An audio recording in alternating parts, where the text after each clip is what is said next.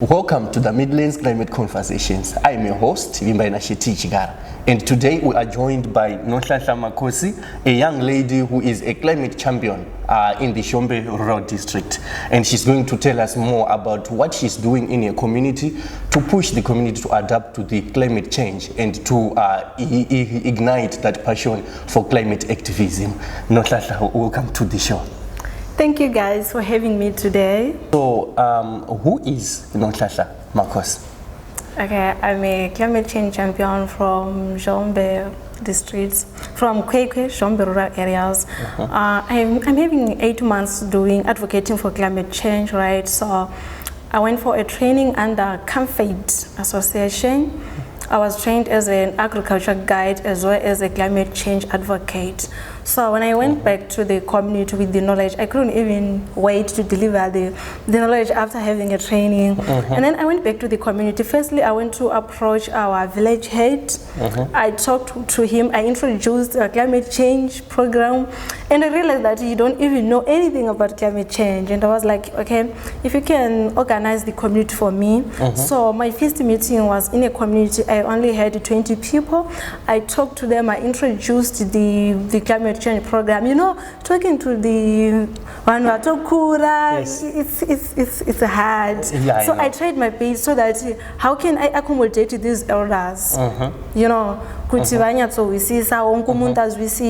the issue of climate change. I engaged myself with the community members and I talked to them. Firstly, I asked them, what makes things change? We have, like, the weather has changed. Usually it used to rain, now we are no longer receiving the good rainfall patterns. So I wanted to hear from them, like, what do they have in their mind? And their response was like, no, we believe this is the last days, and even the Bible tells us in the last days, I was like, okay, that's what they have. So these people, they don't even have any knowledge on climate change. And I couldn't have, I started to have sleepless nights, like, I'm going to do it, how are they going to understand? And then I told them about climate change, okay, the causes of climate change and the effects. I asked them why most of people, they are now having imkhuhlane, people they are sick, yet it wasn't happening. So they started to understand bit by bit. It's not an easy thing that the elders, they just understand. But as I'm talking now, in my community, I'm having abafas who are doing recycling. They now understand the effects of littering. So in my communities, I'm talking, the ladies in my community, they are now going in the growth points, picking up those dragon empties and the beer empties. So they go and sell them near my growth point. There's someone who buys those empties for amapoto. The pots, you see, they are getting in utensils. So at the end of the day, these ladies, they are getting their kitchen utensils as well as they're advocating for climate change, like they are recycling. And then the young ladies, I made sure that everyone has a garden. So I told them about having some small nutritional gardens using smart climatic techniques, like they are using broccoli irrigation. We are using the broccoli, so we go around picking the broccolis and then we use those broccolis as a drip irrigation. So the young ladies now, they are having their small gardens. At the end of the day, they sell. They are growing different types of vegetables. They sell. So at the end of the day, they are having their source of income. They are no longer waiting for their husbands who go for gold panning. You know the situation nowadays. People, they are going for gold panning, but they don't come back with anything. So they are no longer waiting for their husbands. So what I'm doing, the other thing, I'm not only advocating for climate change in the community, I'm also going to school. I'm going to Siapambili Secondary School. I'm going to Rujeko High. So at Siapambili, I cited an orchard. The school didn't have any orchard, not even a single tree of the fruit. It didn't have anything. So I talked to the headmaster. We started our orchard. We first planted 15 trees. Sahlangela ama banana 10, sahlangela mango 10. So we first had 20, but as I'm talking now, we are having 35. Sazohlangela avocado, sahlangela lama guava.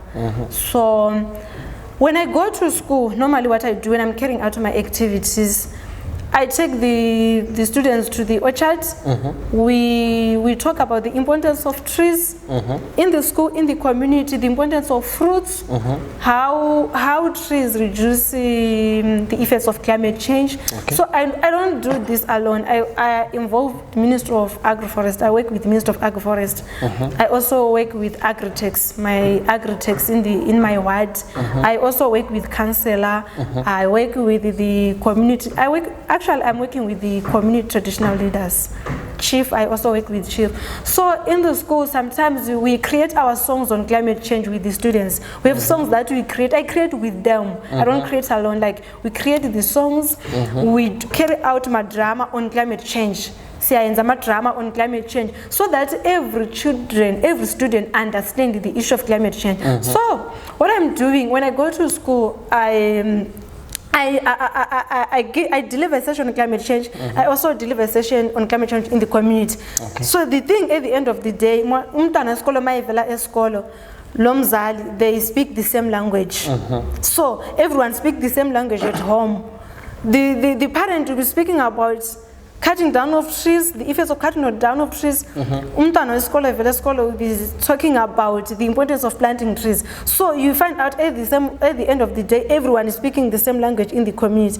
This brings a great impact in the community. So everyone in the community now, they now advocate for climate change. And then I approached the chief.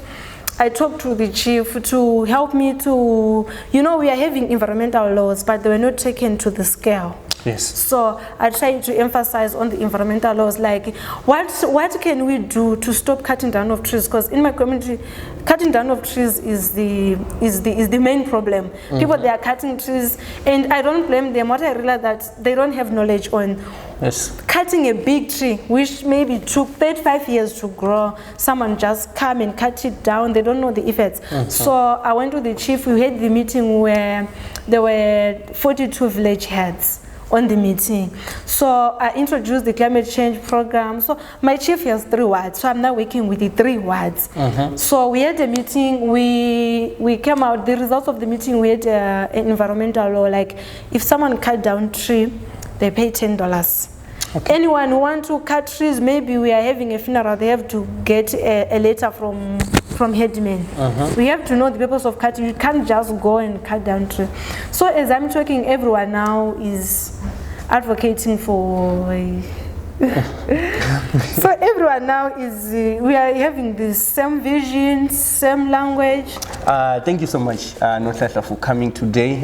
We are honored to have you on the podcast, and we believe that someone will be inspired by your story, and they will be willing to take the necessary steps that you are taking to help the community to adapt to the effects of climate change. So from the Midlands Climate Conversations and the team behind the scenes, I would love to thank you, and I say no one knows about it until we talk about it.